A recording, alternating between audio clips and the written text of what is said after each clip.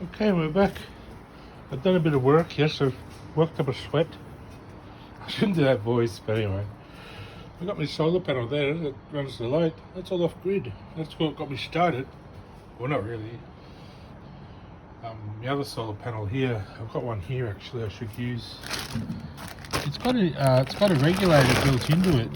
I can use it like for anything really. It's just there. It's one of the cheap ones. Power something. Power Tech. So I should dig that one out as well, shouldn't I? Stick it up. Where could I put it? Anyway, I could probably just sort of set it here. So it's got a little stand that sort of sits out. It's a shame I don't have more room. I need a bigger home really. I wonder if I could put it up there somewhere, up on the table here or something. That'd be perfect actually, just there. I might set it up on the table. It would sit probably over the top of that, the cage. It's got legs and it sort of sits down at an angle. So I might set it up on the table, see if we can get a charge out of it. I might be able to feed that into my battery using some sort of, I want the same voltage, so some sort of parallel system. So it's got more amps but the same voltage. So anyway, back to this. I'm doing some vegetables. So I had an old piece of broccoli that was almost gone, so I chucked the stem of that in a container. I had this one, it was a new piece of broccoli, but I've chopped the stem off that. That's in there. I got the plum seed. I got a piece of tomato, probably more than I need, but it's got seeds and it's got a stem at the bottom, and hopefully it'll dry up and something will grow out of it. I got a carrot. I'm just thinking, carrots are singular, aren't they, really, usually? They don't really grow on a bush or a plant, they're usually just their own little carrot. But I'm just wondering if I leave that, if that was seed and I'll get carrot seeds or something. So we'll see. That one's a cauliflower base, sort of the base of the cauliflower, so hopefully something will grow out of that. The big question is the pumpkin.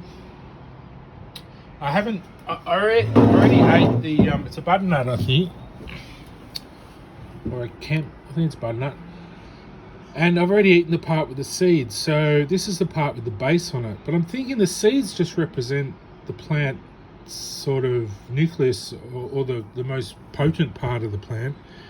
This part is where the base grew off. So I'm thinking pumpkins have leaves and things growing off, and they have vines and things. So this is just part of the pumpkin. It's still sort of alive. It's still, so it could actually sprout. Like something could sprout off that really, if you think about it. It doesn't have to be a whole new plant. It can be sort of the survival of this little chunk. It might grow out, the last bit of life force left in it. So we'll see if that works. That'll be the experiment. And today, I might set up my solar panel first. Oh, is that a flower? Oh, it's flowering. Look, beautiful. That's a peace lily, that one. Those two are peace lilies, I'm pretty sure. Beautiful little flowers that shoot right up. Oh, there's another one there at the back. Very pretty. Mum goes on about flowers. I sort of appreciate it now, being a bit more, I think it'll be a bit more worldly. I think women come across that early because they have the womb, so there's some reason they feel more connected to the life force of growth and things that are flowering and growing, and they like that idea, whereas men are more about potency, about kind of like erecting things, erections. So anyway, yeah, I'll pop that up there. That'll stay there. I think it's a good spot for it. It needs a lot of sun. We're getting a bit of power today out of the solar. There's not much sunlight, but the light that's there is giving us some solar. It's amazing that anything comes out of these. It doesn't look like it would it? It looks all black, and there's a little bit of light gets in there, so we're getting a full charge. I think this regulator, this doesn't have a regulator, so you can choose your own regulator. So I chose I think it goes up to 14 volts or something. So I can use this in the car, charging my battery using the DC-DC charger.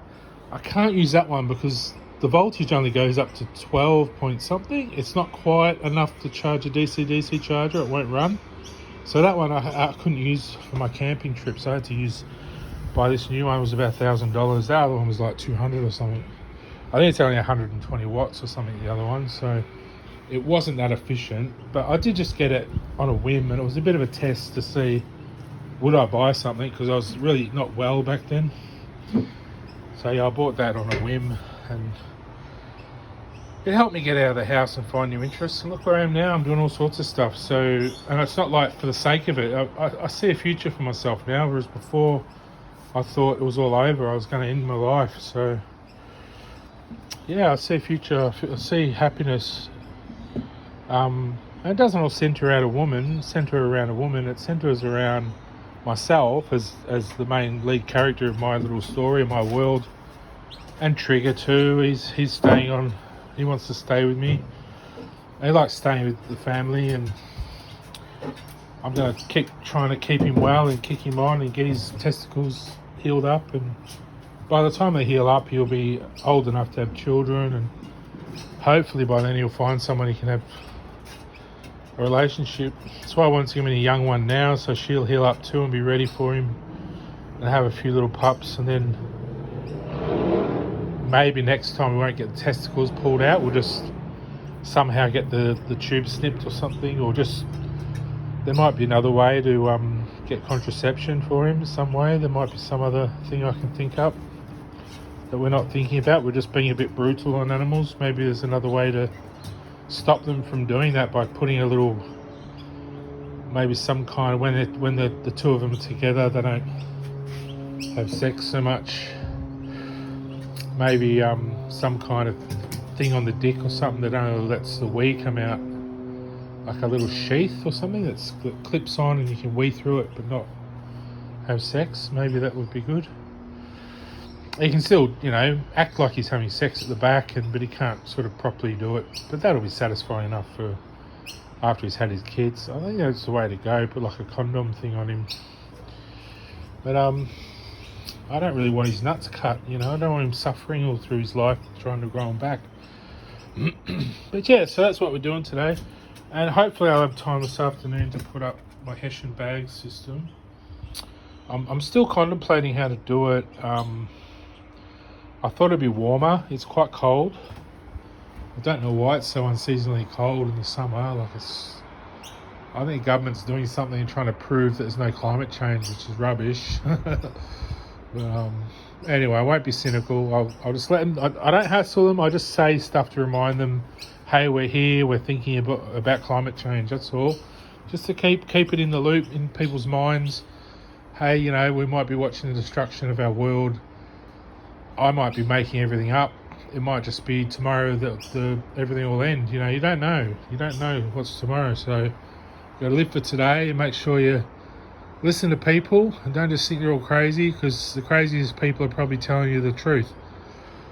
The ones we listen to every day and think we're making sense of are probably the bullshit artists, who are lying to our faces. So just always listen to people, even the ones that you think are mentally crazy. They've sat thinking a long time, and they've tackled the hard questions. So they might not have all the answers, but they've probably got some interesting things to tell you. So always listen to everyone. All right, we'll go now. Have a good day.